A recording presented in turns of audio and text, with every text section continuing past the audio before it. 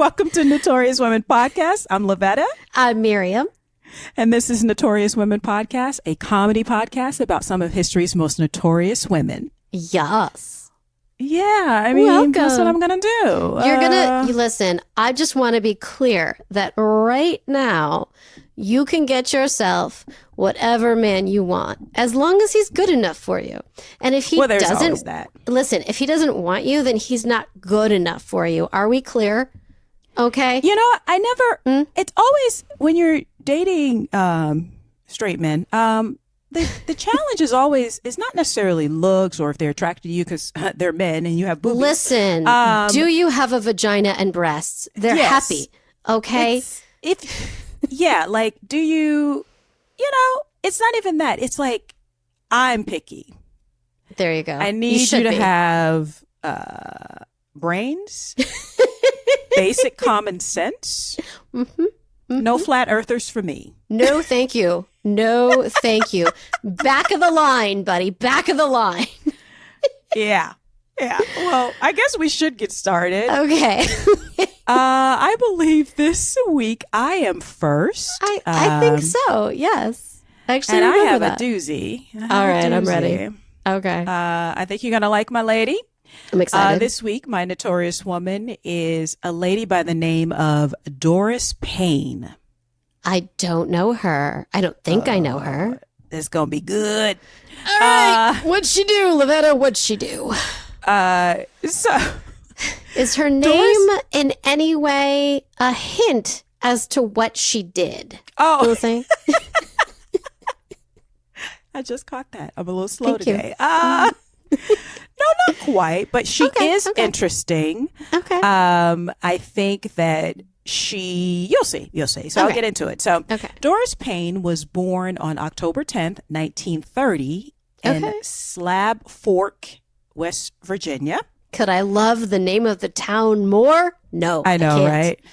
right? Slab Fork. Her father was a coal miner and was said to have been abusive towards her mother, who worked as a seamstress. So that's not so good. But working class people, it's just 1930s. That's the Depression. Yeah.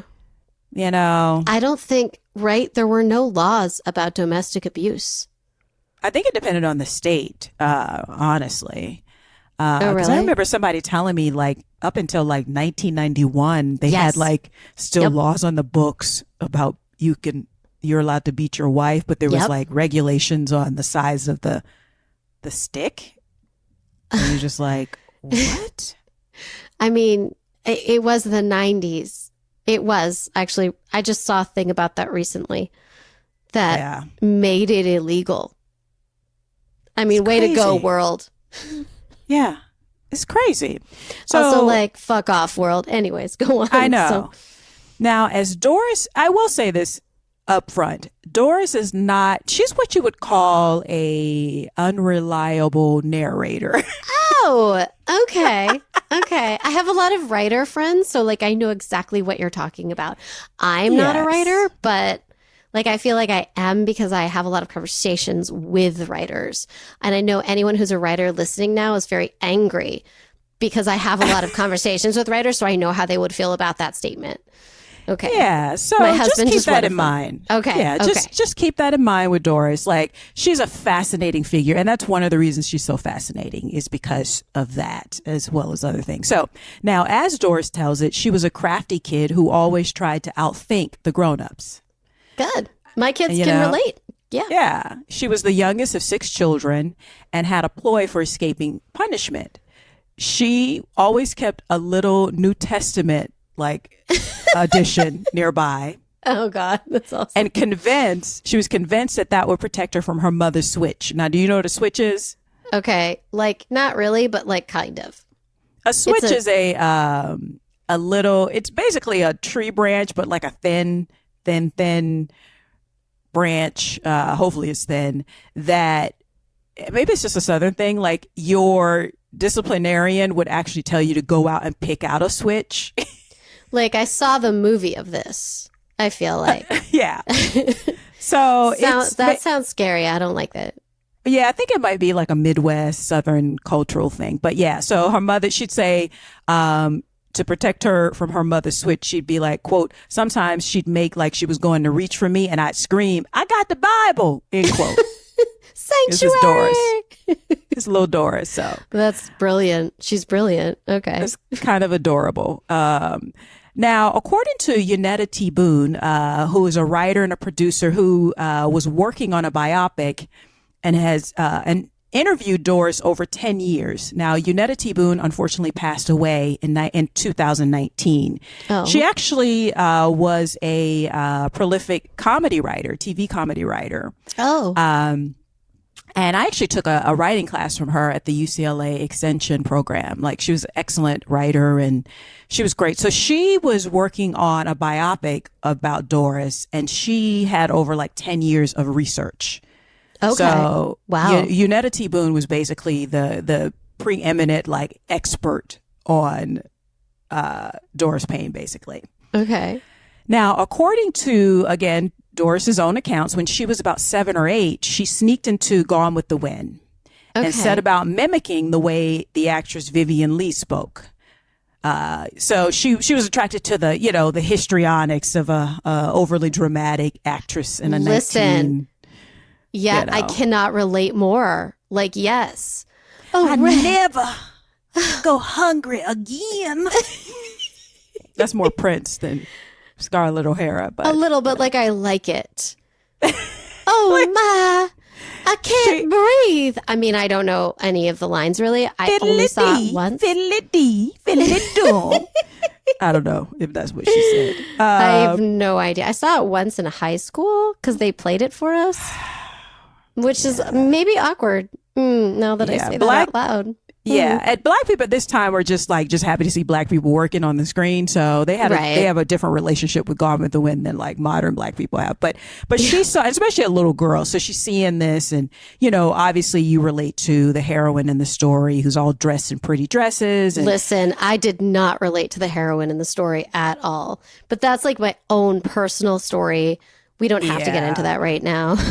Well, little Doris did. She, you know, she also devoured fashion magazines that her mother brought in, and she delighted in trying on shoes and clothes. So she was like, you know, she was aspirational. Yes. Awesome. Aspirational. Now, in the 1940s, by the 1940s, however, the family had relocated to Cleveland, Ohio. Oh, okay.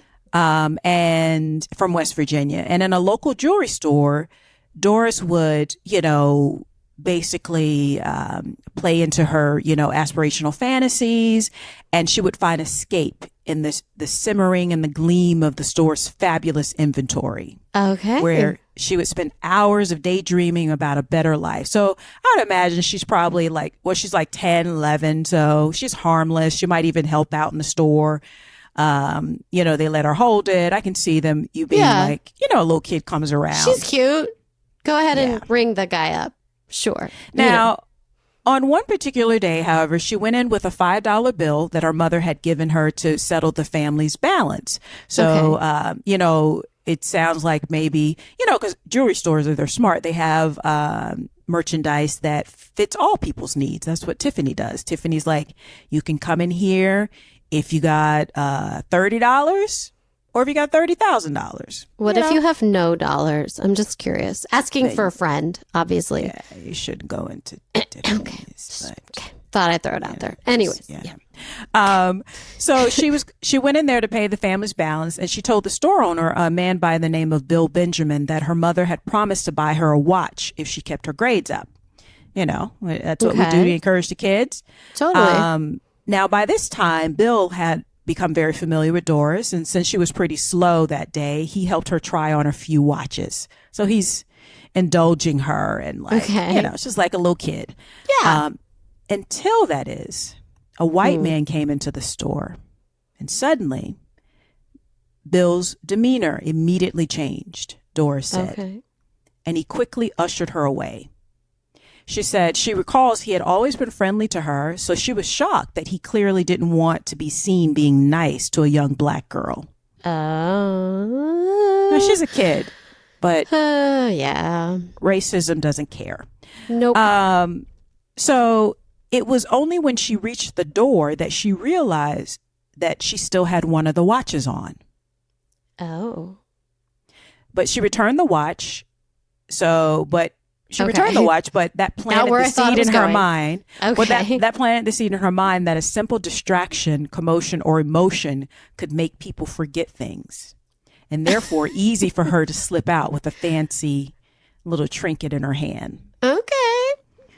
So, okay. like, I see where this is going. Yes. So it sounds like the guy was like, oh yeah, that looks nice on you. Oh, gal, get on now, get on. Like, and then his demeanor just totally changed, and he forgot that he was trying it on. And so, like, yeah, so that started. So you're getting a little hint of where I'm going. I am, but I'm just going to throw out. It sounds to me like if it wasn't racism in the world, right, she would never discover her life of crime, right? Just be like, oh, hi, welcome. And it would be, and Miriam. It would never, wouldn't get there. We wouldn't have even got there. Yes, Are Lavetta? you saying that racism made her do it? I mean, I am. Yes. I think the answer is yes. Yes. Blame racism. I'm gonna. Yeah, I'm okay with that. Yeah. I'm okay with that. Now, she also realized, unfortunately, in that moment that in society's eyes, many in society, she was considered, quote unquote, less than. So she discovered that society is bullshit. Yeah. Yeah. She learned a whole bunch of stuff. It's like, maybe the rules, quote unquote, don't apply to me. Well, yeah. I mean, think about it. Yeah. If there are like rules of society and you're being raised right and all this stuff. And then suddenly none of it makes sense. It's flipped upside down because of what color your skin is. Then like, why should you follow any of it? I mean, I get that. That's a good thing to think about. And I think that's why her story is so compelling. So, now, but even though she learned like a couple powerful lessons that day and in that moment, what she also decided to do was that no matter what, she didn't care what people thought. She decided basically one of her personal mantras was that no matter what, no one cared unless you care about yourself. So it's almost like it did the opposite for her. So she was like, well, fuck them, basically. Like, which I think is actually pretty remarkable because some people internalize oppression and some people are like, yeah, it's wrong. You're like, this is some bullshit. Like, bullshit. I gotta say, way to figure it out at like 10 or 11. Yeah. And kind of go, no, this is wrong. Nope. You know what I mean? Like, well done.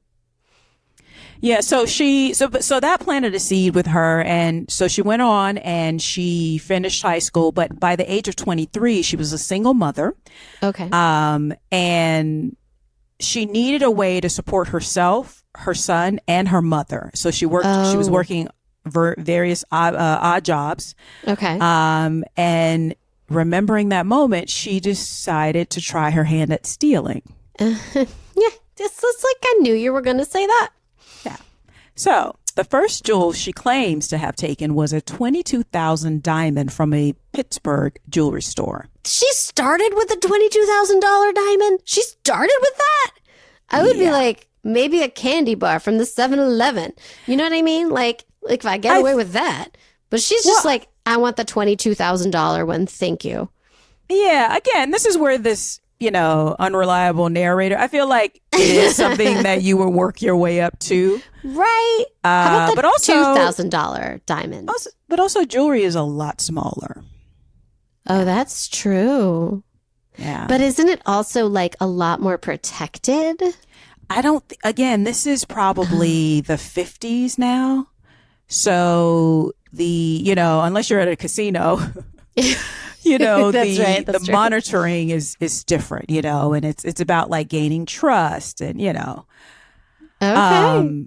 Yeah. So her parents, so she's still taking care of her parents and, she's taking care of her mom. And so she's probably bringing in money. You try it out and see how that was. So this started to go on. So this is something she started doing more regularly to make ends meet. Okay. And when she finally admitted it to her mother was shocked and upset. Fair. a good Christian woman, as I'm sure she Right. was like, my daughter's a thief? Thou shalt not steal. What's going on? Yeah, but she, again, this is why she's fascinating. Ever the smooth operator, Doris replied to her mother. She reportedly said to her mother, quote, "It's not stealing because I'm only taking what they give me," end quote. She's like, they put it in my hand, Mama. Mama, they put it in my hand. Now, Okay. according to her, so her technique and the things, the vibes and things how'd you do yeah.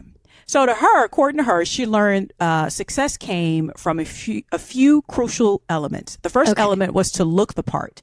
So salespeople needed to believe that she was capable and willing of spending thousands on excessive jewelry.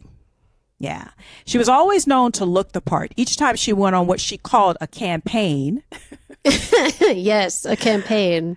She would I'm dress. going to work. I'll be back. I mean, it's like, it kind of reminds me of that, one of my favorite movies, To Catch a Thief. I've never seen it. Oh, I know. It's so good. It's so glamorous. But because he's a cat burglar, he's retired. But so she would dress impeccably and carry an expensive handbag. So you have to look the part. Yes. And she would go in and just act haughty. She would go and act like basically a haughty white lady, a Karen. Yes. I think And she knows how to mimic it. She saw Gone with the Wind. Exactly. Oh, I get it. Exactly. And she's a lighter skinned woman, so she played into that. And apparently she was very slim and she looked like she could be a model. Okay. So model. maybe she's famous.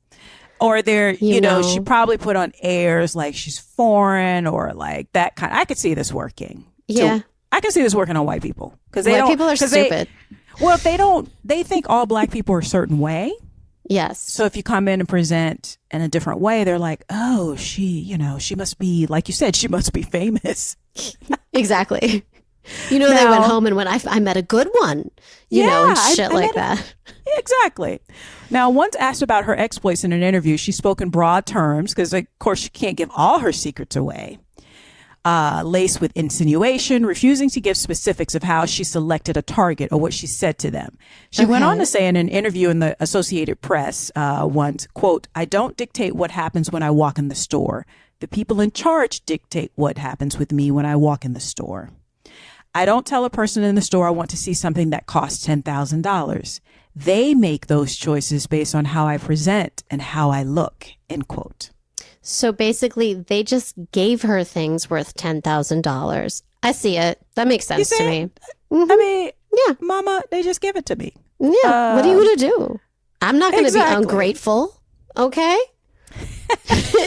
Now, again, the first element is looking the part. Second element is finding the right target. Yes. So she would decide on how on her targets by flipping through magazines such as Town and Country, bursting with ads for diamonds and other glamorous jewels. Right. Salespeople at upscale stores who were used to dealing with high profile clientele were more likely to allow her to view as many items of jewelry as she liked, because they're used to people coming in and being like, oh, I want to see that one. Oh, and then that one. Ooh, yes, that would go wonderful with my chopard, necklace or whatever. Yes.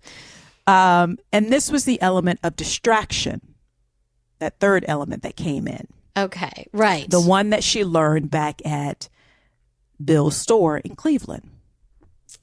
So her primary education, if you will. I mean, learning on the job. So she would slip on a ring, a bracelet, another ring, and take one off, then the other, and put on another. So it's just like, it's kind of like the 3-card Monty, like always moving stuff around. Did you watch Night Court? The new one I haven't. Okay, the new one is amazing. You should watch it. But remember the original? Remember that happened all the time? He would take their money because it was like, take it, give it, give it, give it. And somehow he would end up with all of the money. I think it was Night Court. Anyways, it was really funny. But that sounds like the same trick, only thousands and thousands of dollars of jewelry. And she would say this is also part of the distraction. All the while, so she's taking on these rings, taking on a bracelet, taking it off, putting it, and giving it back to them. So she's giving them things back. Right. So that's another thing in your mind. you know, because you're in the midst of it. You aren't observing from far off. You're in the midst of it. So she's like, all the time, all the while, the salespeople are fetching other items for her, including the object of her attraction. So she's decided what she wants, but she doesn't go there first. And during all of this, she would work her charm and gain their trust. She'd say, "What happened to that earring?" Everyone is looking around, but she would have already taken it. Then she'll put it back and say, "Oh, there it is."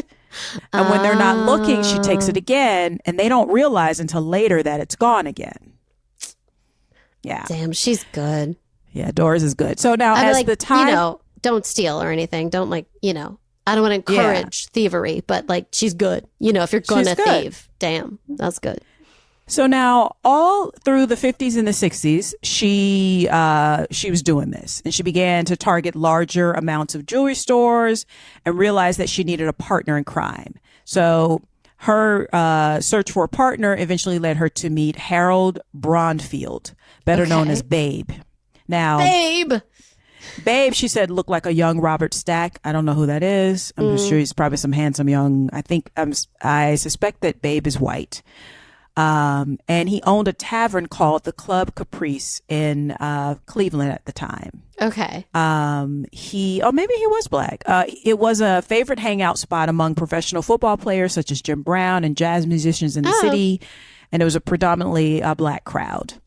So he was. So Babe was black. He was a big dude, so he was a big time Mr. Big in the black community. And when he found out.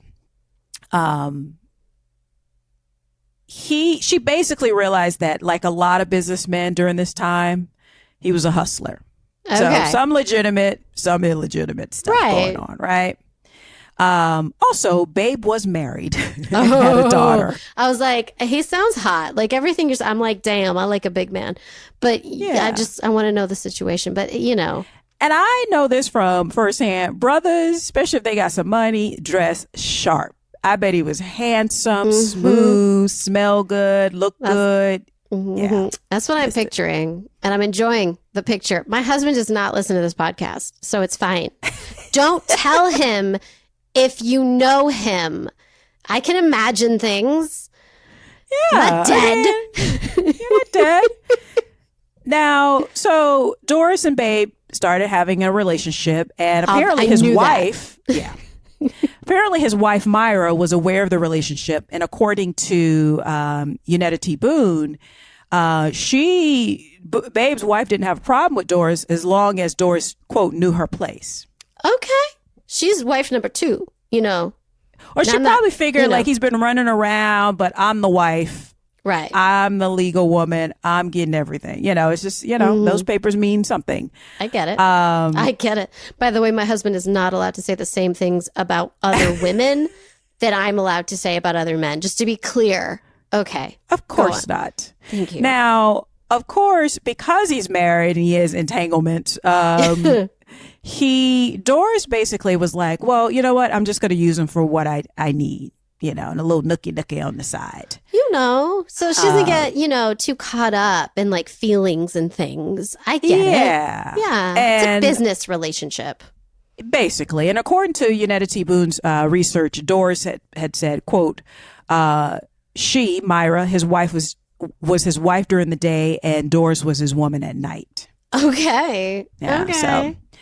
Now, she would steal the merchandise. Basically, this is how their partnership worked. And he would find a buyer because you need a fence, right? That was my question.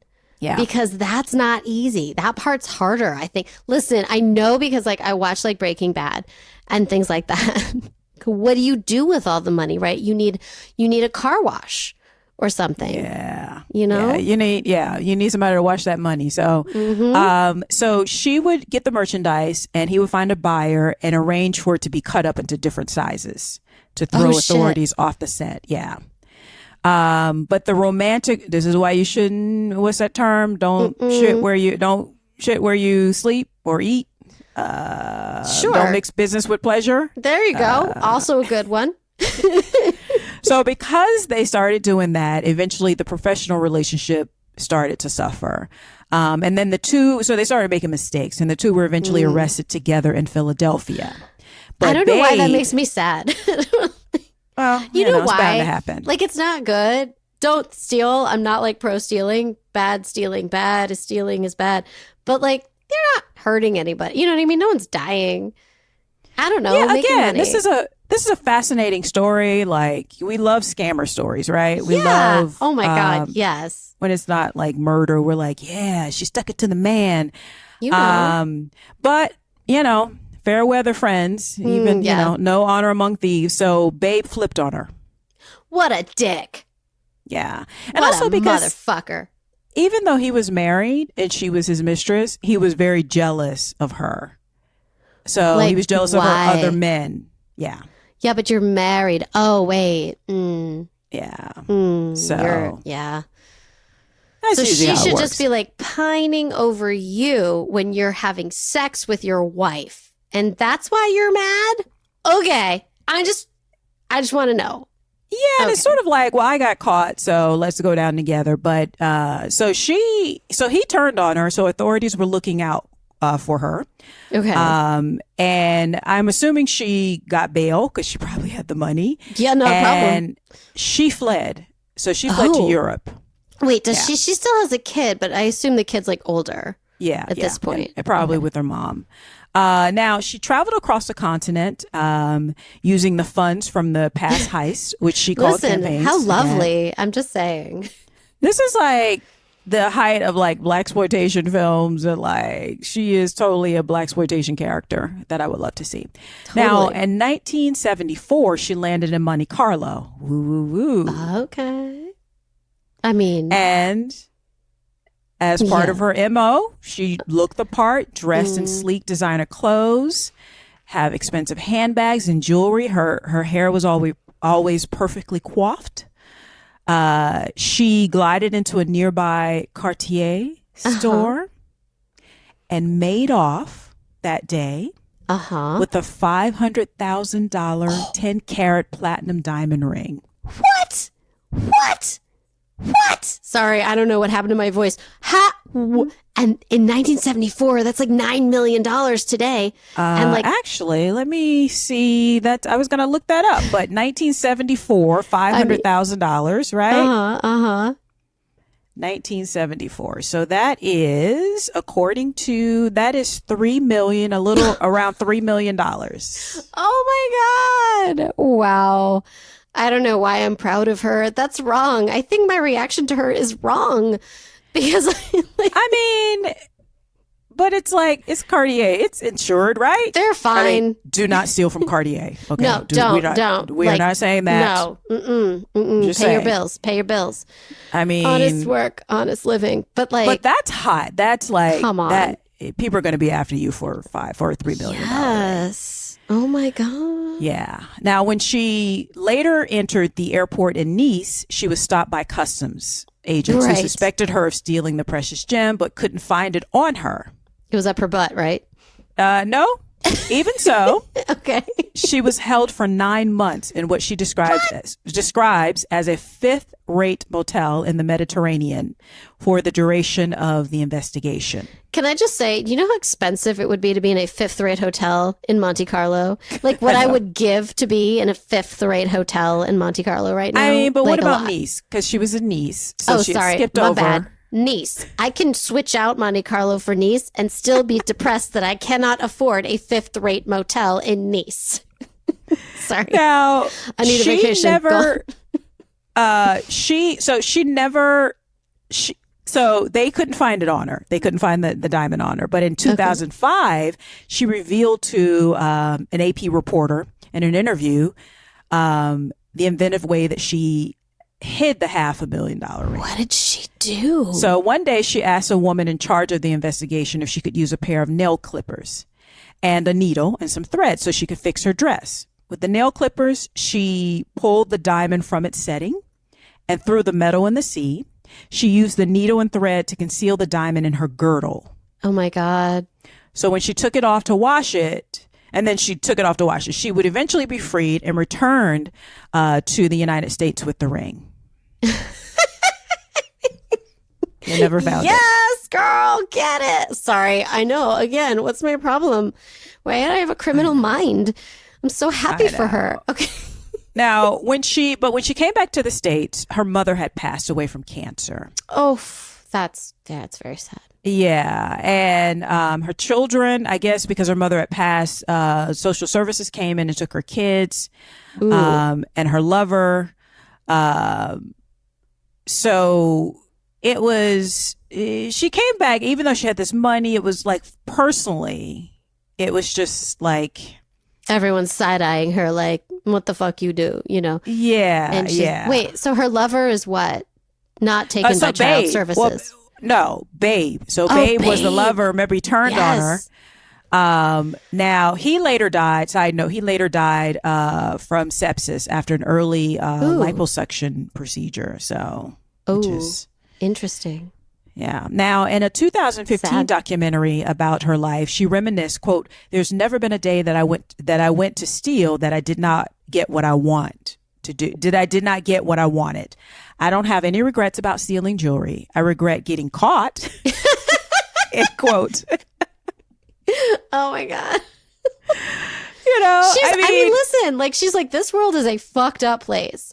That man who used to be nice to me threw me aside. I was a child. That's some fucked up shit. I'm going to take jewelry. Like, I get it. I mean, it's not good. Don't steal. Don't steal. But like, I get it. Yeah. I mean, for the most part, she got away with a lot. So her total hoard of like how many successful things she did, robberies she did, is not really, and she'll probably never give up the number. It'll probably be higher or lower. You'll probably never get the exact number from her. And she was mostly successful. She was based when she came back to the States in Bedford, Ohio. And I know these places because my husband's family all around there.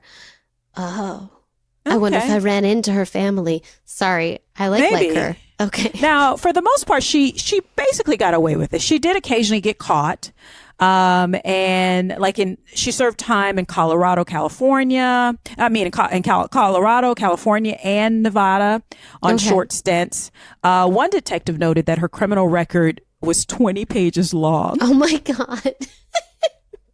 She was so bold, though. This is what makes her so compelling. And an actress would act the hell out of this role. Yes. She put on court documents her occupation is jewel thief. Yes. Yeah. Do you know I once taught, I was teaching like on my own, and I never met this man, so don't come at me, but I created a thing so people could fill out a thing so I could like make sure that they were, you know, like I knew. Like I teach Pilates, right? So I want to make sure their bodies were, you know, like I knew all the information. And I say profession because that will tell me a little bit. And he wrote drug dealer. And I laughed and he looked at me like, what's funny? And I was like, nothing. Let's do this. I did not expect you to say that. But that's what he said. Oh my God, that's hilarious. Yeah. So I was like, no questions. Let's work out. Cool. Yeah. Now, in the 80s, she did actually. So one of the few times that she was caught and had to serve time, she actually escaped in the 80s from a federal custody. Oh my in God! Ohio Really? After faking medical emergency during a hospital visit. Yes, I don't feel good. According to her, she simply just walked out. Now, oh my God. Special Agent Paul Grotman, who arrested her at the time, said, quote, "She cannot help herself. She's a career jewel thief. She thinks she is the best. She's become notorious. And that isn't always good because she gets caught over and over again." End quote. Oh my God. This is what he told the LA Times in 2013. So I think a lot of this, what makes her so great is that she is successful, but she's also like very arrogant and like. Yes. And like, she's like, yeah, I do this. This world is fucked up. So this is how I'm going to make my money. And it's not easy. Like she works for a living. It's just, you know, not legal. Right.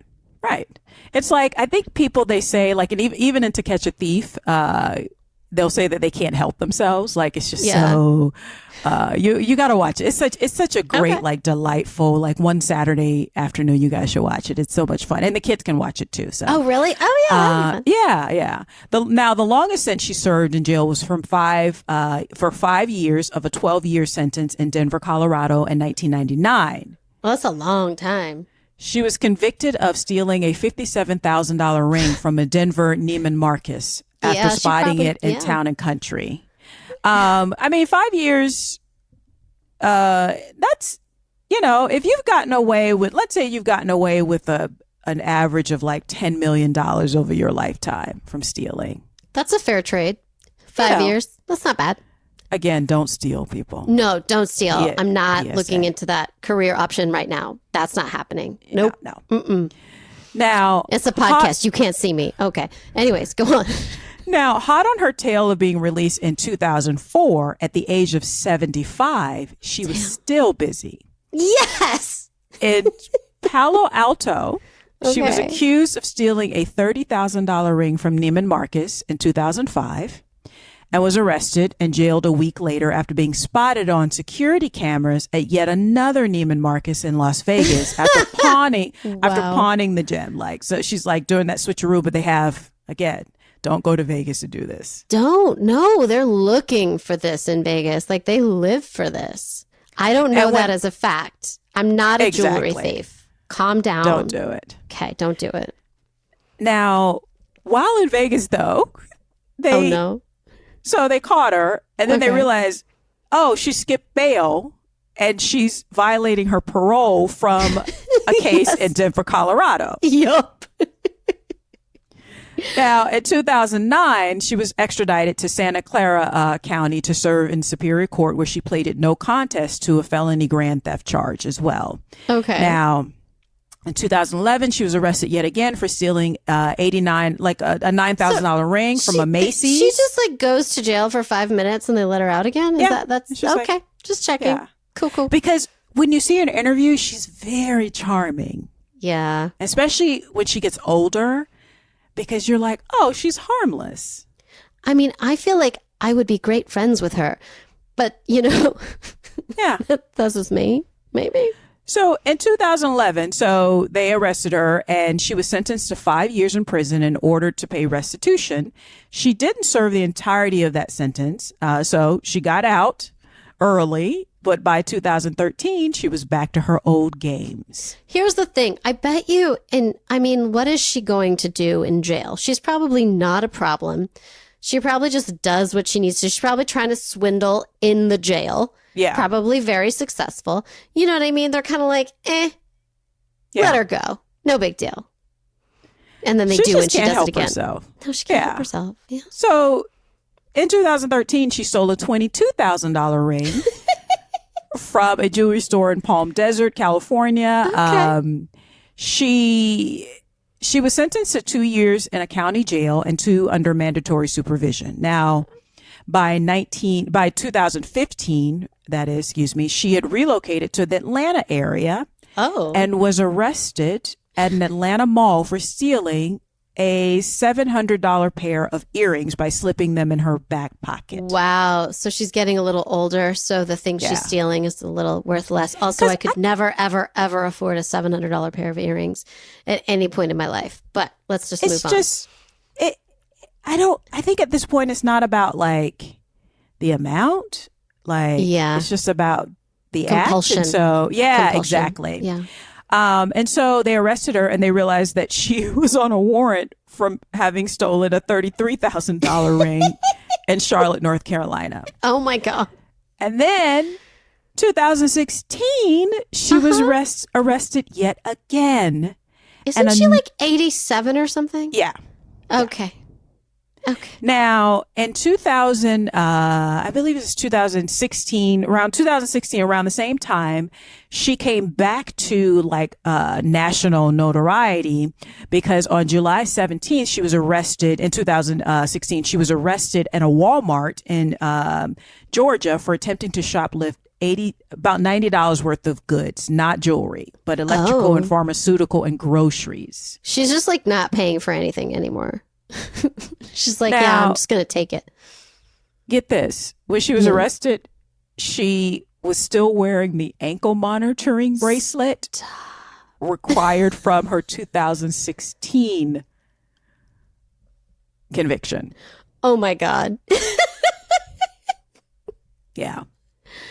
And it was at this time that, you know, she came back into like the public notice and you know, around this time, because again, we are people love a scammer story, right? A scammer, somebody gets, you know, catch me if you can, that kind of thing, right? Totally. Yeah.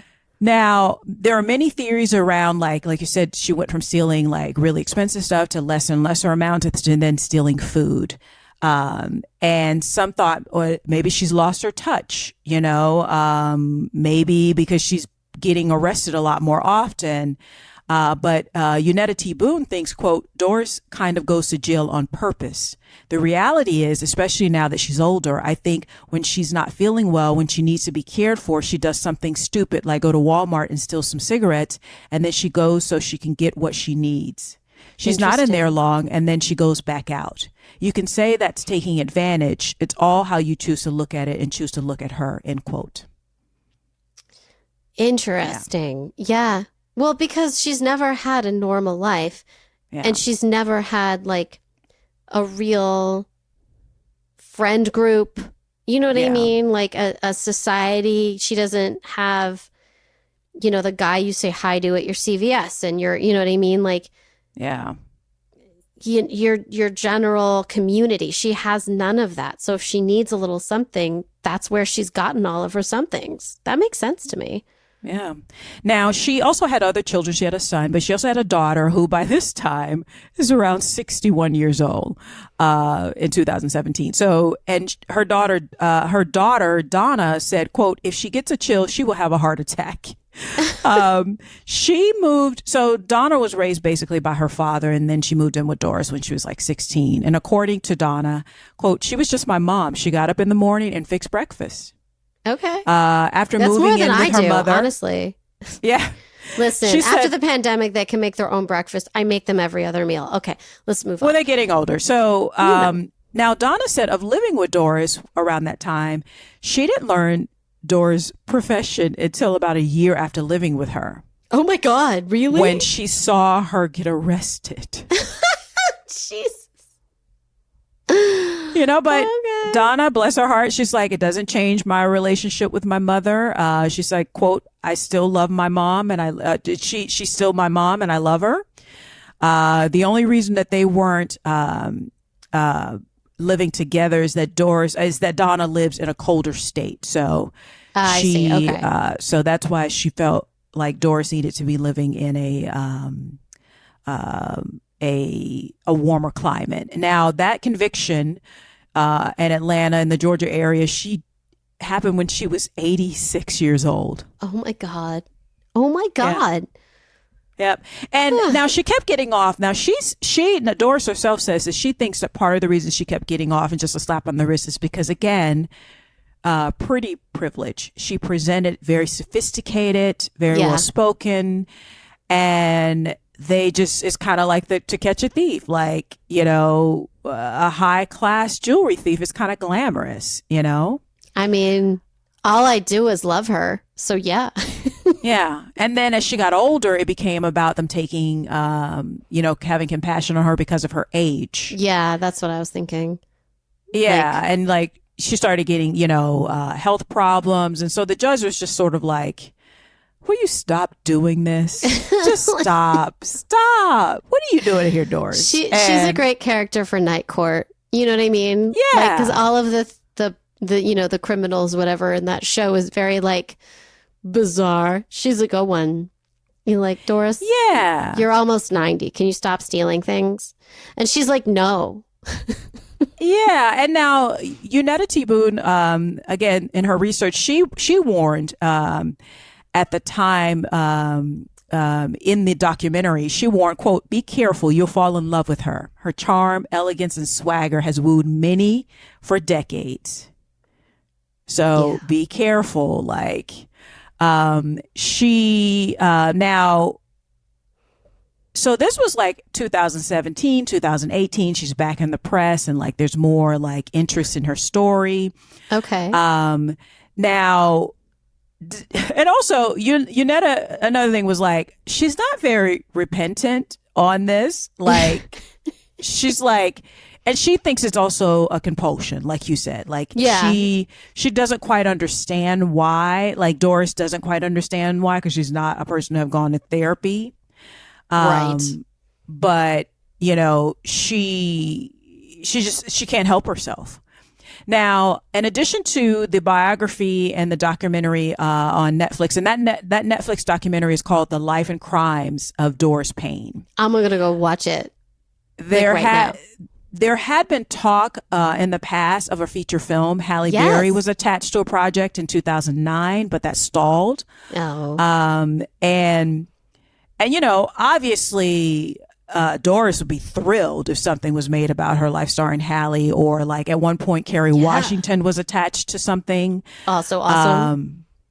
Also awesome. And like now recently, last year, yes, she came back to prominence because she stole something else. Oh my gosh, she's 90 something now. She was 91. Oh my God. And there was a report on a local station in Atlanta, and she says, this is Doris, 91, saying, well, I came to Atlanta to get attention. She's like, because I'd like to see, I'd like to get a book deal or a movie made, a movie deal. Like, she's like, I want to be famous. Like, I want to get money for my life. Like, AKA Anna Delvey. That's what I'm saying. She should. Listen, come on. I'm ready for it. So as of last year, Doris was still kicking it. And as far as my research shows, she's still alive. So she'd be probably 92, or if not 92 yet, turning 92 this year in 2023. But that is the story of Doris Payne, the notorious jewel thief, who is just out here. She's like, catch me if you can, bitches. Like, where is it? Bring the pain with Doris Payne. Listen, let's like get this movie made. Okay. Well, and on one final note, I will say that back in 2019 or in 2018, someone did come to her hospital room and had her sign over her life rights. Oh. But nothing ever came of it. So she currently is in talks with a lawyer to get those life rights back, or to see what can be done. Because she's like, I'm not going to be here much longer. I need to get this popping and on. Like, that person walking into a hospital. Okay, no, getting an old lady. She was high. No, come on. Well, I can understand. Like, if I was a producer, I'd be like, yeah, this is definitely going to get made. But right. You know, but if it's not going to get made, let someone else make it. Release the life rights. Yeah. And who knows what she signed over? Who knows? Like, I hope she got lots of money. Why do I want her to have more money? I don't know, but I do. Oh my God. This is problematic, Lavetta. I know, but that is the story of Doris Payne, the notorious jewel thief. She's amazing. I love her so much in a way that, you know, maybe I shouldn't, but I do. She is definitely notorious. Okay. Notorious.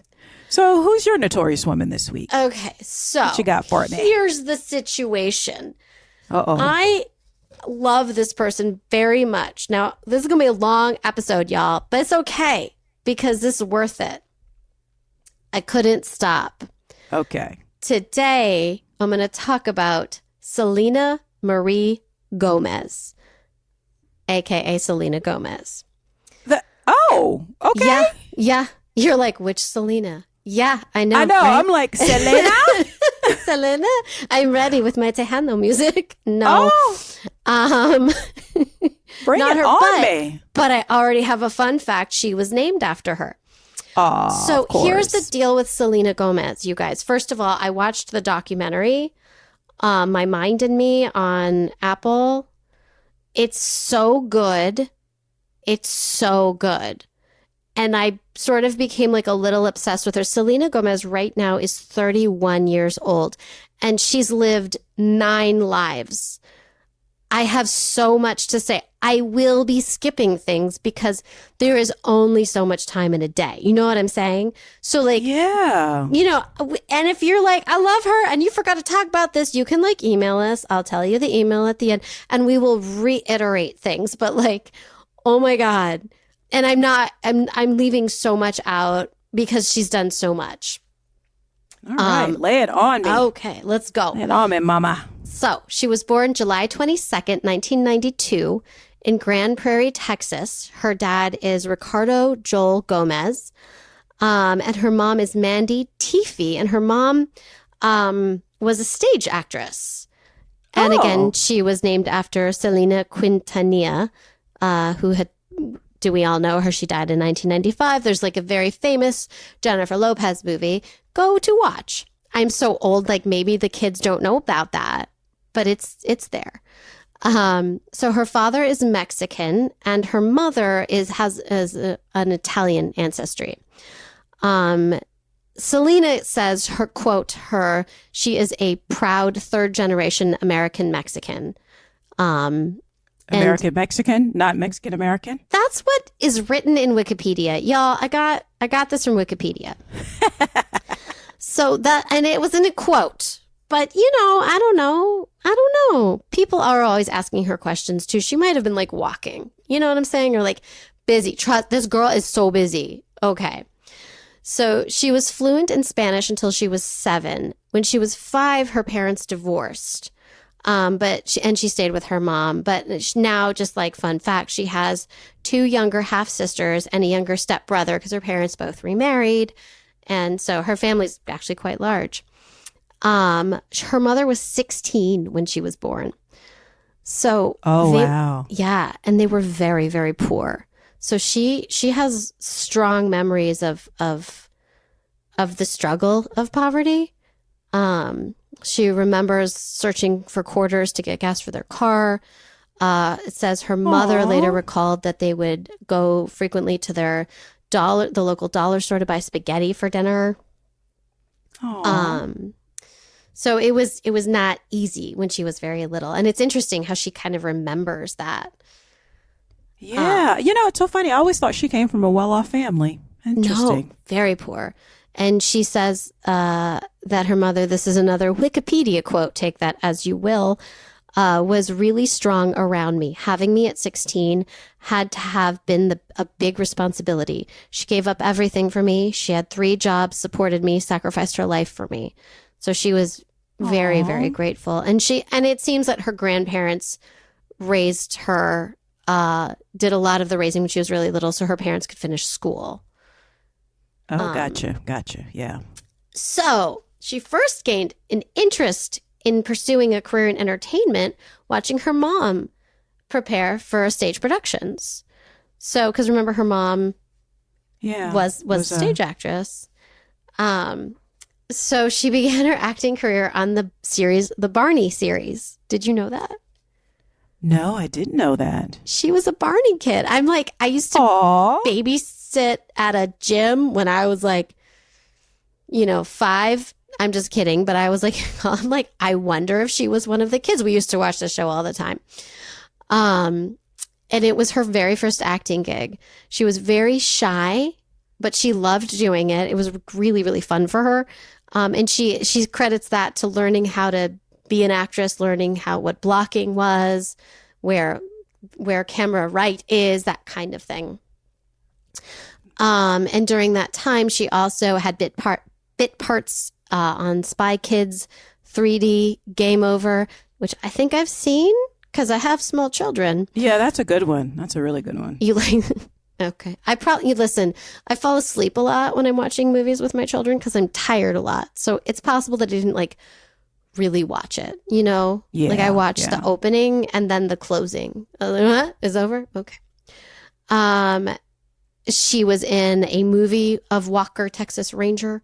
And she also guest starred in The Sweet Life of Zack and Cody, 2006. Yes. So it was like, yeah. I like that show, yeah. I never really watched it. It's a good one. And then she was given a recurring role on the Hannah Montana show in 2007 as pop star Michaela. So she had signed with Disney at that point. So Disney was like kind of, I feel like, I don't know, I'm making this up a little, but I feel like the Disney child situation is a lot like the old like 40s and 50s movie, 30s even, where you'd sign with MGM and then MGM would like put you in things. I think it might be similar, but I don't think the abuse. Right. I think there are rampant, laws now like, that were not there back then. So she filmed some pilots with them, and then which did not go anywhere, but then she later auditioned for a role on the network series Wizards of Waverly Place. Yeah, buddy. Yeah. And she won the role of Alex Russo, the lead. You know, you can watch her audition online. Oh my God, I'm going to do that. She's so good. Yeah. Really? I was teaching a class to like acting to like really young kids. Yeah. And I was doing research and I found that one. And then the one for the guy who played Elliot in E.T. Oh my God. They're really? excellent auditions. Her audition's so good. I was like, wow, she's so good. And she didn't have like acting classes. That's the thing. When you watch it, like I think that's why I always thought she came for money, because she clearly is like a professional in this audition, and she looks so young. Her face is so little. I know. She looks like a sweetie baby. Oh she looks my like a little sweet baby, and like, but she's so good. I was like, well, yeah, she clearly got this role. I could see why. Like, I mean, she's a star. I don't understand. Like, I don't understand. Like, it's always people who are just like have that thing that Selena Gomez definitely has. I think of Ginger Rogers as well. There's just this thing that they're gonna do this, and it's in them, and that's how it is. You know what I mean? Yeah, you'll see it if you can find it online. I highly recommend if you have kids and you want to like inspire them or see. But like that, and the one, like I said, of Elliot for E.T. is really good. Yeah. Listen, I don't want my kids in show business. I don't have time. Yeah, it's a lot of work. Yeah. A lot of sacrifice her mother to get to that point where she can audition for that role. Yeah. So we all probably know that show became a huge success.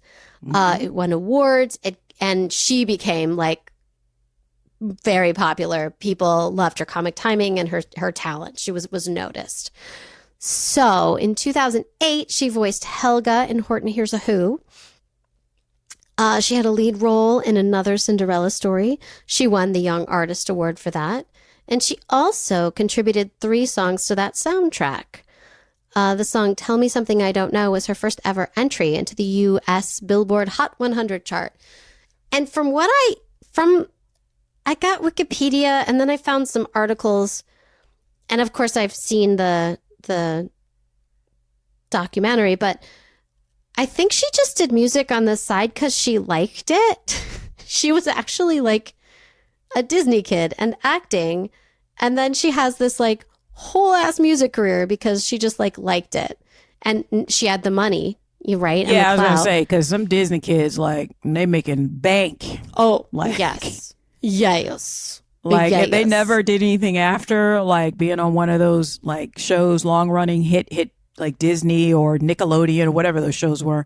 They're going to be fine. Yeah, if they save their money, yep, they'd be fine. Yep. Like, get a good investment situation going. You're gonna be good. You're gonna be more than fine. You're gonna be good.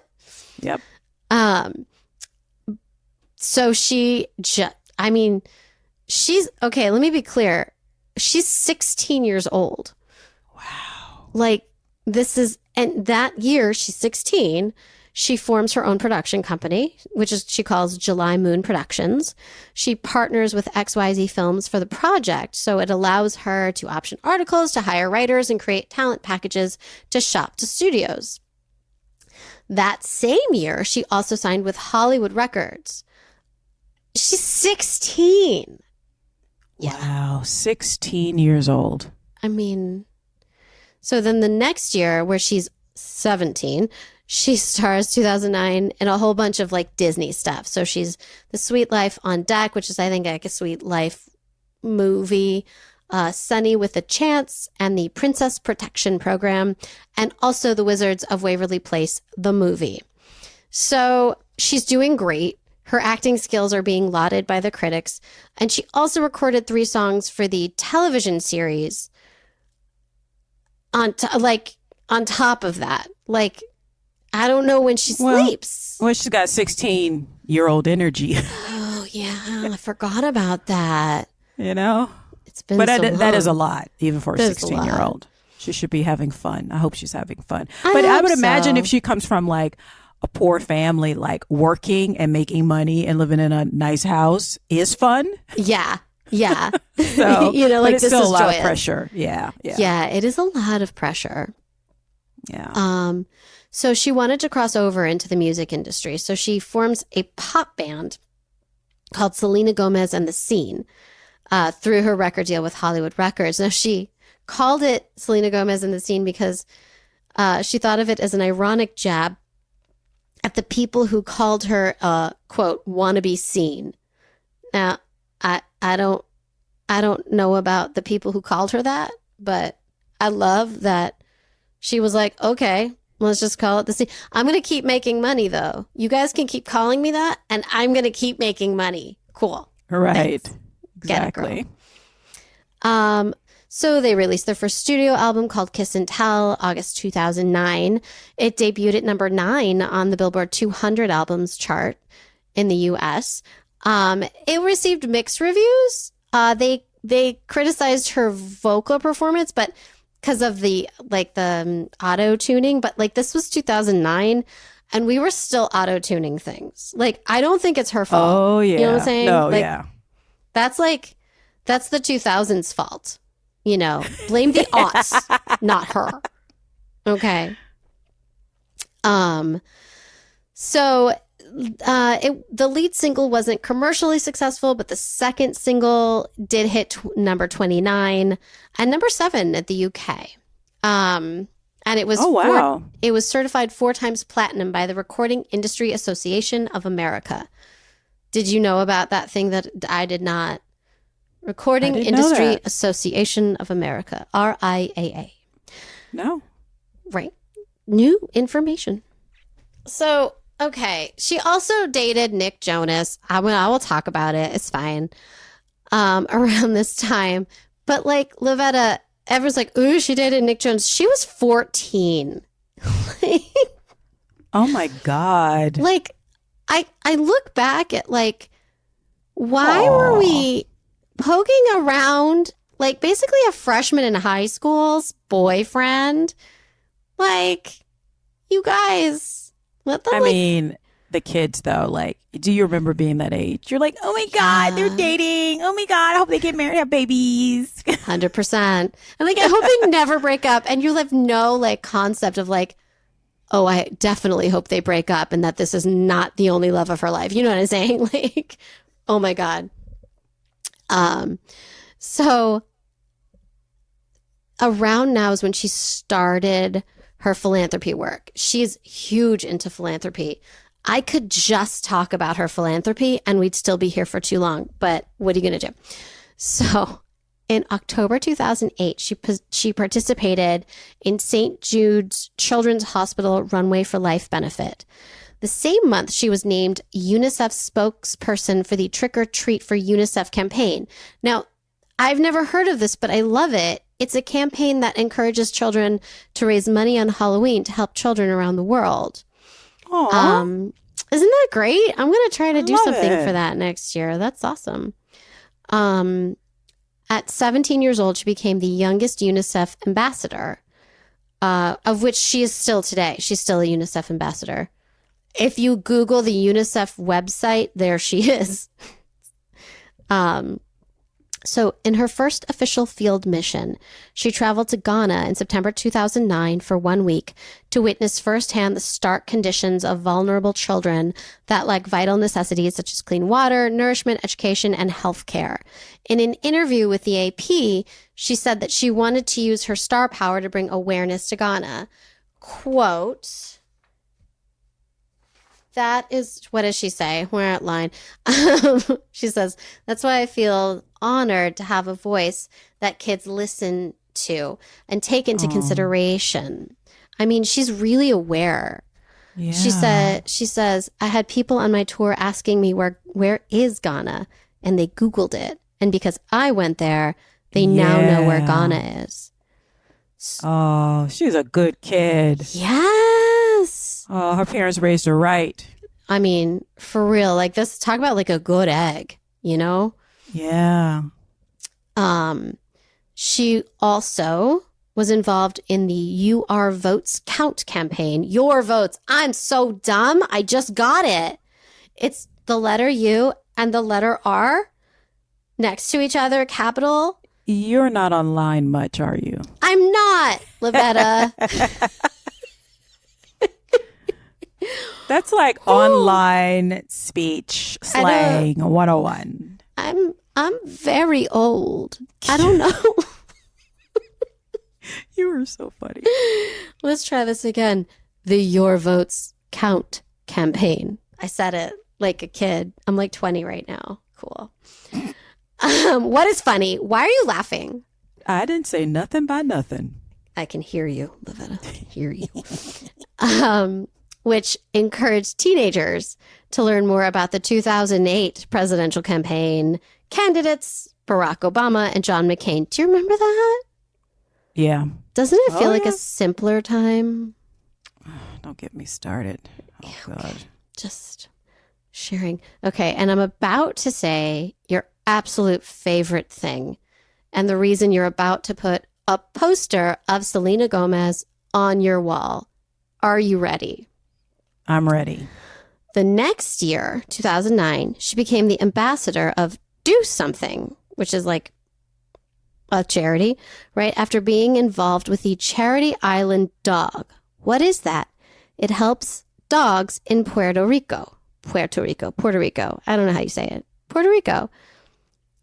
So she spent like a week playing with dogs, taking care of them, prepping them, and getting ready to get them adopted. Mm-hmm. They're doggies. Yeah, that's right. That's right.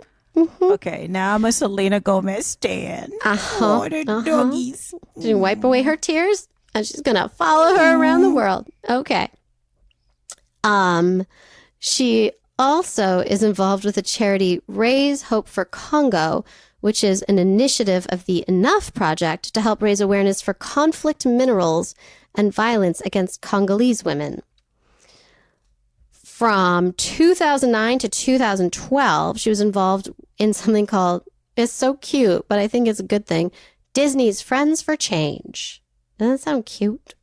Very cute. Right? It's an organization which promoted environmentally friendly behavior, and she appeared in its PSA. And then she joined Demi Lovato, Miley Cyrus, and the Jonas Brothers and recorded the charity single Send It On to raise money for the Disney Worldwide Conservation Fund. Wow. I'm like not even done. And she's like not even 20. Okay? I'm exhausted. And she makes me like look bad. You know what I'm saying? Like I should do more. I'm not even done. It's just good that you can, again, she was raised right, that she's using her platform for good and to help others. Yeah. So April 2012, she was named ambassador to the Ryan Seacrest Foundation. So the year before, she had made an appearance at the Children's Hospital of Philadelphia during a Ryan Seacrest Foundation broadcast from the hospital's multimedia center. She also provided the narration for Girl Rising in 2013. This is a CNN documentary film which focused on the power of female education as it followed 7 girls around the world who sought to overcome obstacles and follow their dreams. Yeah, girl. Yeah. Like, no big deal. That's fine. That's what I do, like, every day. I wake up and I do that. It's good. I love it. I'm just kidding. I don't. I love it. This is what you do to your kids if they become famous at an early age. Have them keep kids busy, because it was idle hands is the devil playground. Like keep them busy, because instead of like partying and doing drugs. I mean, some people are just attracted to that kind of stuff, but this is keep them busy doing stuff like this. Yeah, you know. Yeah, like this is great. It's amazing. Okay, let's go back to like her artistic work a little bit. Let's like, go back and forth because she played Beezus. Do you remember this movie? No. Okay, in 2010, there was a movie called Ramona and Beezus, and I'm obsessed with the Ramona books. And they made a PBS movie like when I was a child, starring Sarah Polley. By the way, if anyone loves Sarah Polley, she started out as Ramona. Familiar. I'm not familiar with this at all. Oh my God, it's so good. It's okay.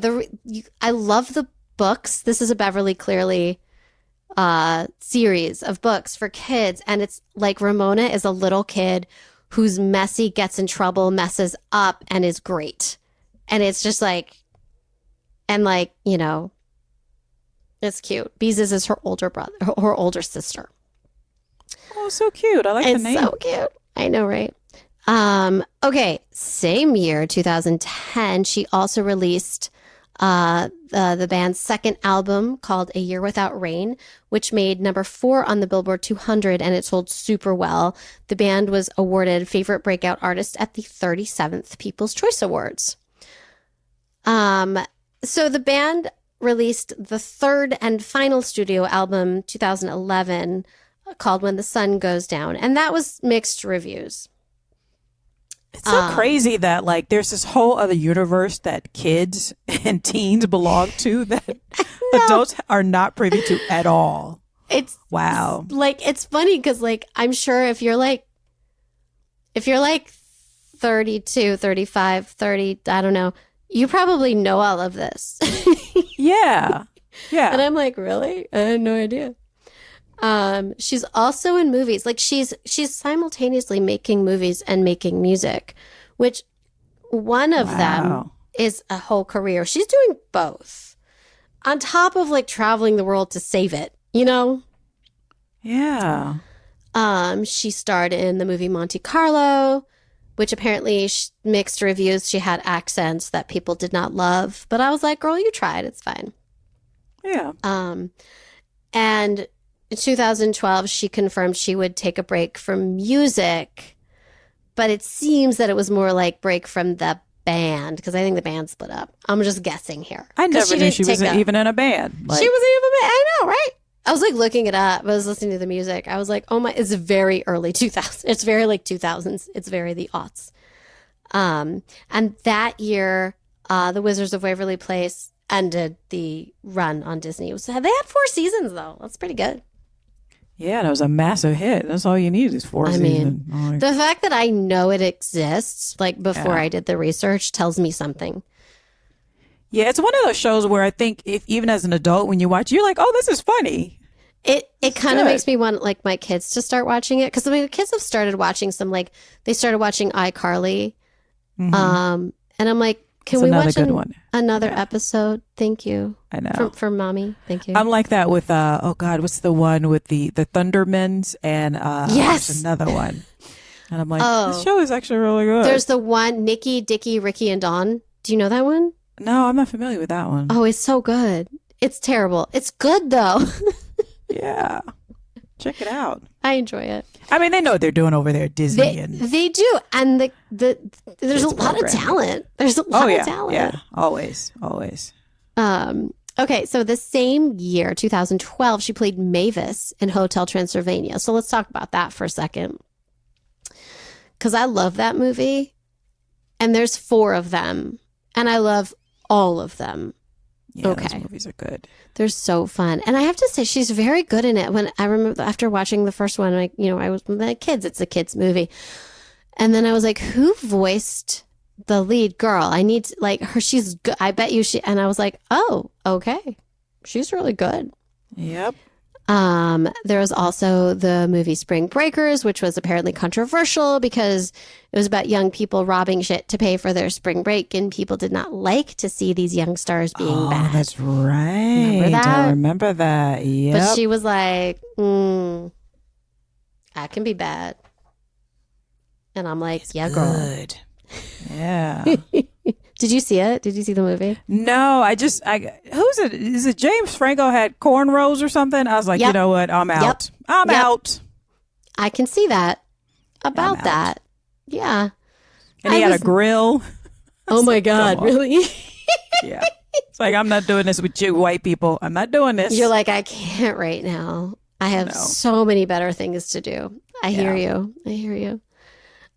She was also in The Getaway with Ethan Hawke, and she was up for a Razzie for that movie. Did you know that? Oh, no, I did not know. That means you really made it. When you're up for a Razzie, you have made it.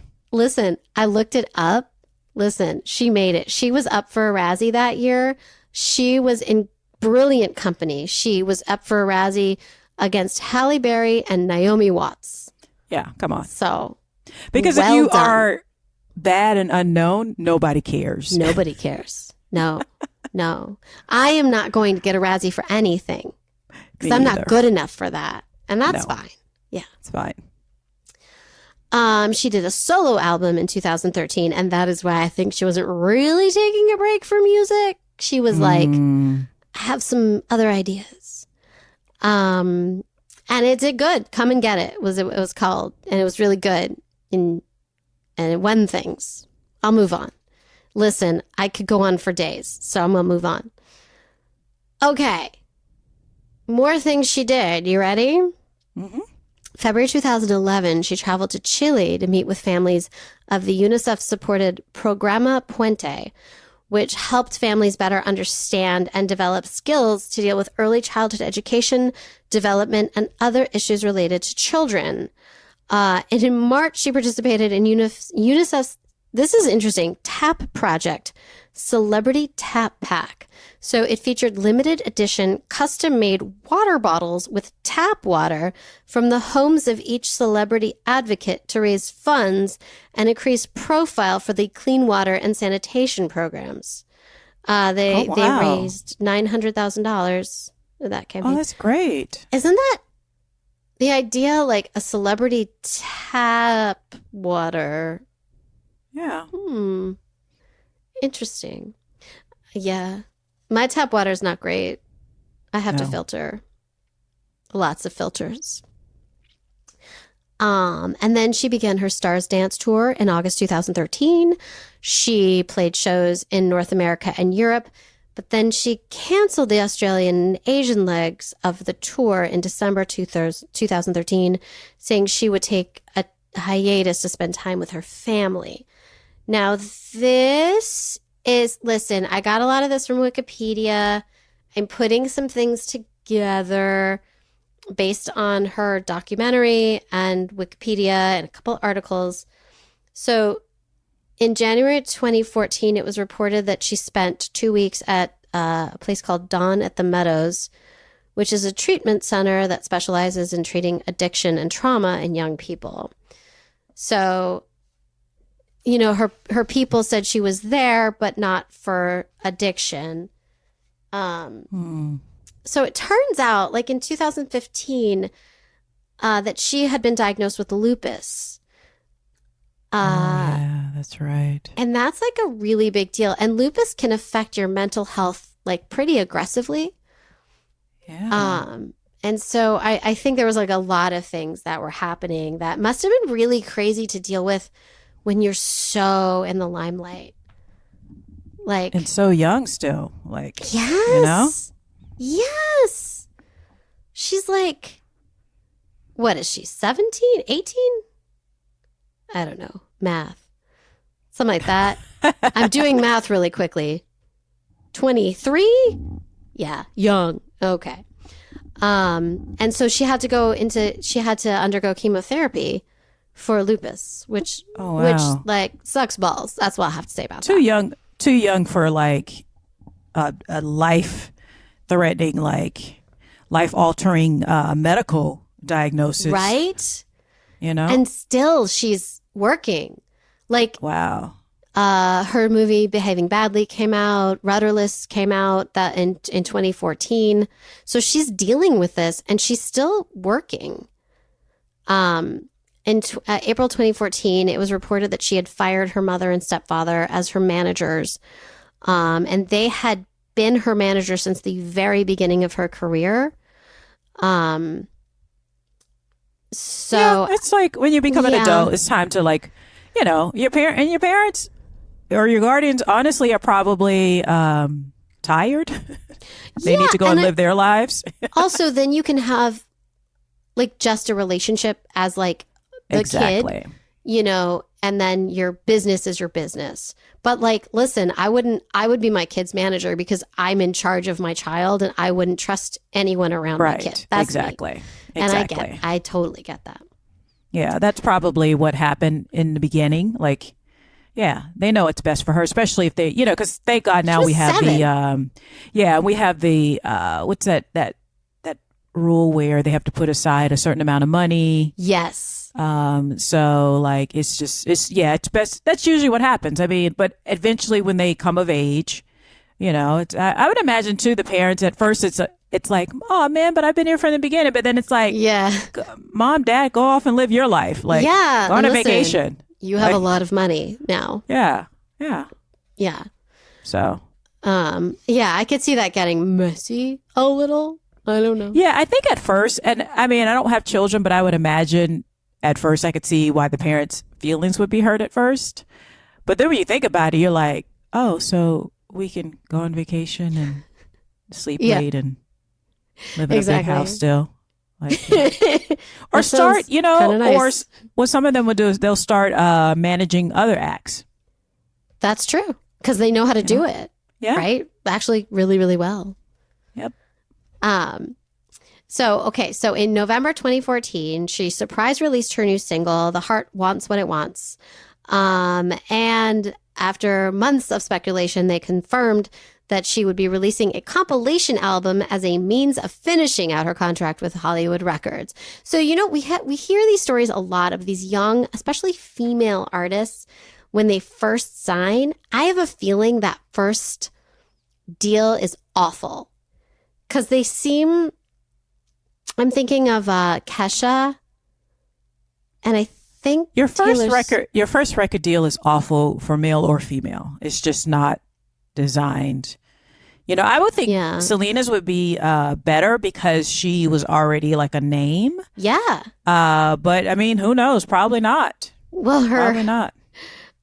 She released her first solo compilation album for the last thing she did for them, and it's called For You. And I have no doubt For You means Hollywood Records. Yeah, like I feel like she's like, fine. Subtext here. Screw you, bitches. And they're like, that's fine. We have a lot of money thanks to you. We're good. Oh, isn't that sweet? All right. So her dating life. Yeah, she does dating life. It's just honestly not the most interesting thing about her, which I think isn't like the more you research like all that she's done. Yeah. But we could talk about it a little. So I think she, from December 2010 to March 2018, she had an on-again, off-again relationship with a little-known singer named Justin Bieber. Bieber. Have you heard of him? I have no idea. Justin. I don't know. I don't know who this guy is. I'm just kidding. I'm old, but I'm not that old. Okay. And she also dated a guy named DJ Zed. I mean, I don't know who that is. Like, I bet he's like super cool famous, name, and we're like lame, you know? Yeah, could be. Like, and then she dated The Weeknd a little bit. Oh God, poor thing. I know, right? But she's okay now. I guess like during the off-agains, you know. I shouldn't say that. I actually like some Weeknd songs, and I was shocked when people were like, "He's kind of problematic." I'm like, "Is he?" Because his voice is so sweet. I know, right? He sounds like Michael Jackson's child. Like he's got like that register. I like his songs. Like some of his songs. Like, I mean, yeah. I actually downloaded like some of his songs. Like I actually like The Weeknd. So listen, you know. There's a lot of The Weeknd on Just Dance, and I may or may not be really, really good in my head, at least, when I dance to his songs. So that is what I have to say about that. Okay, so around 2015, she's had her lupus diagnosis and treatment. She also, ready? She appeared in Taylor Swift's music video for Bad Blood. Taylor Swift is like, she has said is like one of her only really good friends. I think she has more than that, but they're very close. Yeah, they probably came up together. Yeah, and they both get what it is to be like crazy famous, but also trying to do some good a little bit. She released Good For You, which became her first top 5 single on Billboard Hot 100 and the first single to top the mainstream top 40. She did Hotel Transylvania too. Okay, yes. She released her second studio solo album called Revival, which was like very well praised. She is one of only 6 female artists to have 3 singles from the same album top the chart. Okay. Oh. And she was an advisor on the 9th season of The Voice. Okay. Oh, I didn't know that either. Oh. I mean, I'm exhausted and I'm not even done. 2016. Are you ready? Because we have so much to talk about. So power through this. Ready? She premiered The Fundamentals of Caring with Paul Rudd. She embarked on her worldwide revival tour in May 2016 whilst working on her 3rd album. I just wanted to say the word whilst, and I did. Thank you. How do you feel? Really good. Yeah. Thank you for asking. That means a lot to me. So, did you see the documentary? No, that's why I'm like all shocked about this. Like, yeah, like obviously I'm a Only Murders in the Building fan, so I mean I know who Selena Gomez is, obviously, but it's like I watched Hotel Transylvania. I was like, who's the voice? She's really good. Oh, and then like Only Murders in the Building, and I was like, I love her. And then I saw the documentary, and I was like, okay, like she's led 7 lives. It's amazing. But in the documentary, this is basically around the documentary. We see her go through this. So she canceled her tour, her revival tour in the middle of it due to anxiety and panic attacks and depression that was brought on by her lupus. Wikipedia doesn't say a word about it, but the documentary talks about that was when she was finally diagnosed with bipolar disorder. So, oh no, I didn't know that. Oh yeah, it hits you around that age, and then stress. Yep, oh stress man, can pull it out. And she's like, I follow her on Instagram. She's very public about it, and she's so inspiring. And she has been into philanthropy before that diagnosis, but I think that really pushed her to really want that. Like I'm jumping ahead here, but I've seen interviews where she talks about like how really, maybe it is in the documentary. I don't know. I've seen so much about her in the last couple of days. That like really what she wants is to do philanthropy. Like she'll keep doing the art stuff, but she wants to be married and have kids and do philanthropy. Oh, that's good. So, I mean, right? It's beautiful. But P.S., we follow her on Insta, but so do 399 million other people. Yeah, Selena got a big, like stand base, but now I understand it. Like it's more than just like, oh, she's young, she's a kid star, and like if I had like younger nieces younger like cousins, I'd be like, yeah, Selena Gomez is somebody else should like. That means y'all had good taste. Listen, like, I started playing my children her music. I'm like, you love her. Yeah. And they're like, is that how it works? And I was like, yeah, that's how it works. And they just looked at me, but the music is good. So, I think it's working. Yeah. She also, in the documentary, you see her supporting the We Foundation in Kenya. And she's visiting female students who are in the school that's being supported by that foundation. So they get to go to school for free. And then there was a financial scandal with the foundation. Ruh-roh. Yeah. It's one of those like rich That's people. bound to happen though. Rich people taking money they absolutely don't need because they wanna. I think it was that kind of thing. Yeah. So I don't know if the school is affected. I couldn't figure that out. Legally, we allegedly. It's all alleged. So yeah. I am so ignorant of the situation. I'm actually just talking about the scene in the documentary where she's like, oh no, something happened with the funding. And it's like you hear the news thing behind her being like, there was a scandal, and she's like upset. But I looked it up. The what is it? The We Foundation is still there. It's still around. So I think they had to close some things, but not the whole thing. Okay. So after her rehab, they're calling it rehab, but I think it's mental support, essentially. Well, nowadays, rehab, I mean, usually when you say it, people think of substance and alcohol abuse, but people also now know that it could be like a mental rest, because celebrities often don't get mental rest. So, and if you think about all that she does, like, and all that she puts on herself to do, that's a lot, you know? She performed at the AMAs. She won Favorite Pop Artist of the Year. Also won Biggest Triple Threat in 2016 at the iHeartRadio Music Awards. She was nominated for more, but that's the one she won because she's just a badass. She supports the LGBTQI plus community. She joined numerous celebrities to write, quote, a love letter during Pride Month in 2016. So she is one of our peeps. She is one of our people. She collaborated with 23 other artists for a charity single, Hands, as a tribute for the victims of the Pulse nightclub shooting, to raise funds for Equality Florida's Pulse victims, GLAAD, and it's called the GLBT Community Center of Central Florida.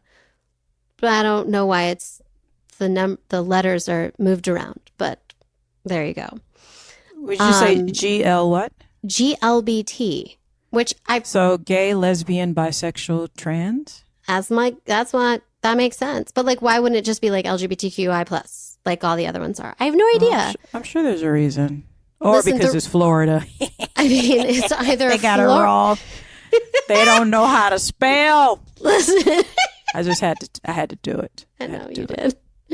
Listen, at least they're trying. You know. I know. You know what she did?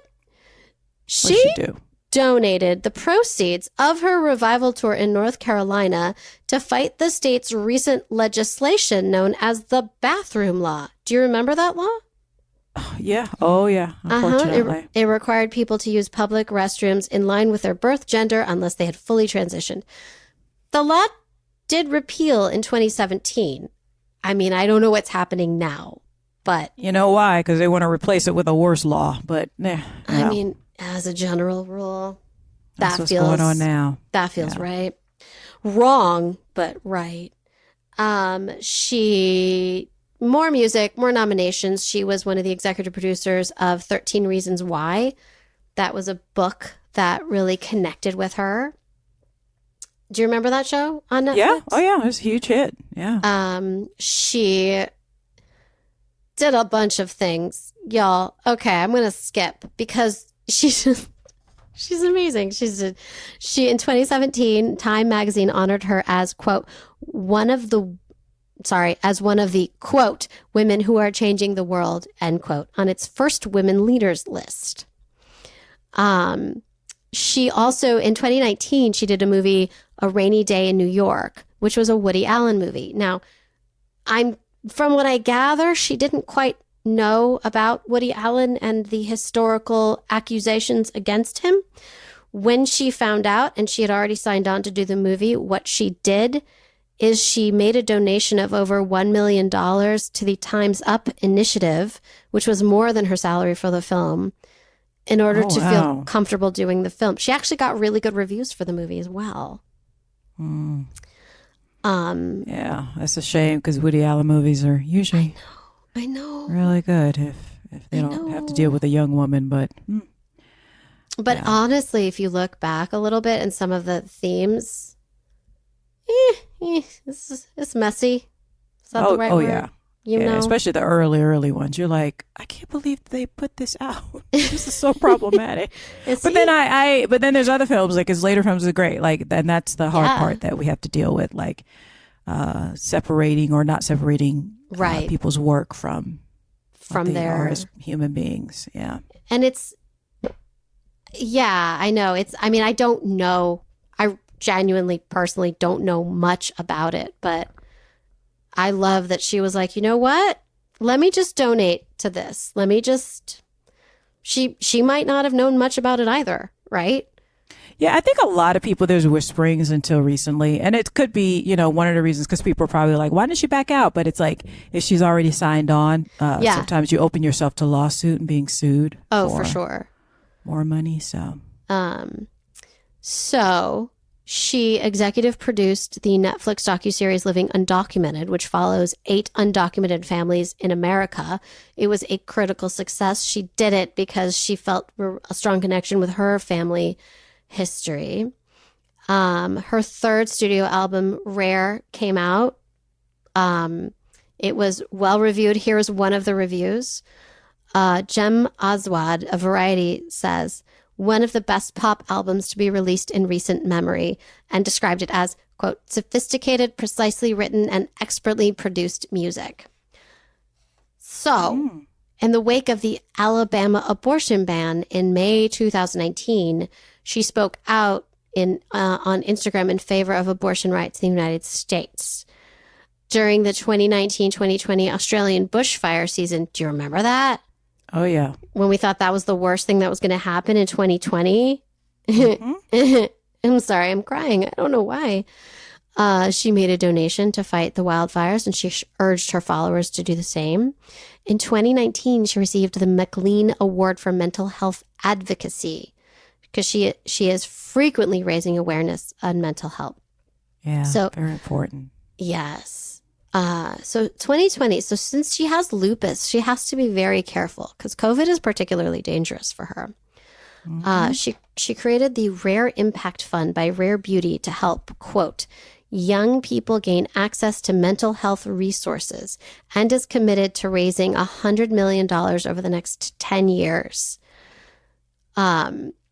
She supports the Black Lives Matter movement. She lent her Instagram account to Alicia Garza, who's one of the co-creators of Black Lives Matter and one of the founders of Black Futures Lab in June 2020.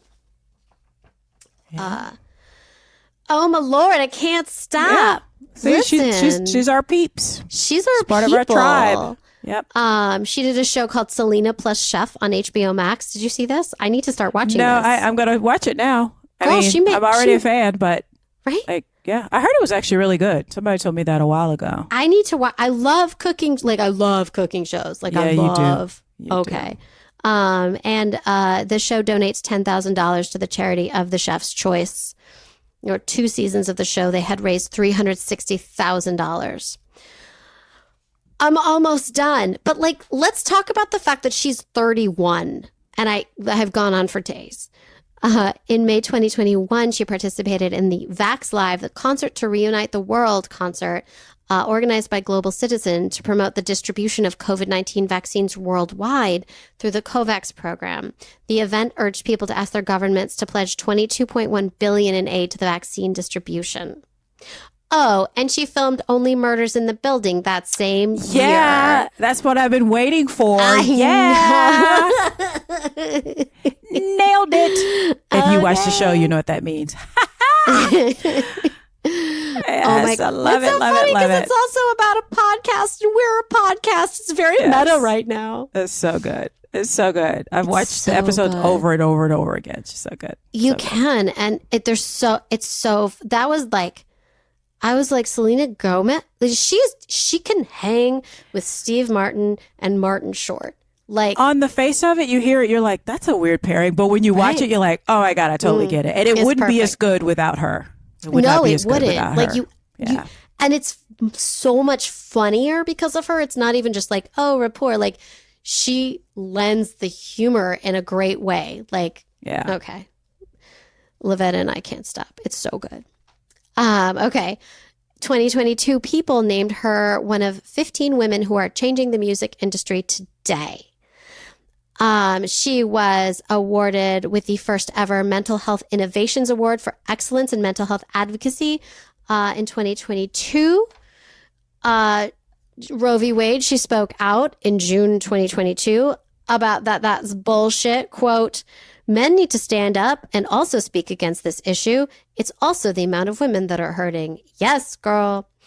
In May 2022, MTV partnered with her and the Rare Impact Fund by Rare Beauty to host the Mental Health Youth Action Forum at the White House in coordination with the Biden-Harris administration. So she's literally talking to the president. Yeah. Okay.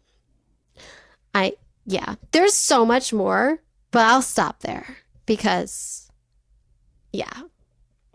I mean, she's still so young too, so she's got so much ahead of her as well. So, but yeah, her parents should be very, very proud of her. Right? Like her family, her fans, her stands.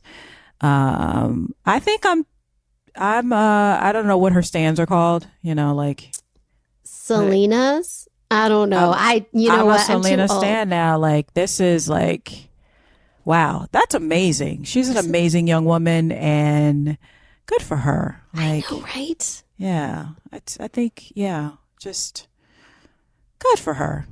Yeah. I know, y'all. Oh, she's so inspiring. What an interesting day. Yes. Oh my God. Thank you so much for sharing the story of Selena Gomez. That's amazing. I didn't know like 70% of that stuff, actually. So I learned a lot today, and I hope our listeners learned a lot as well.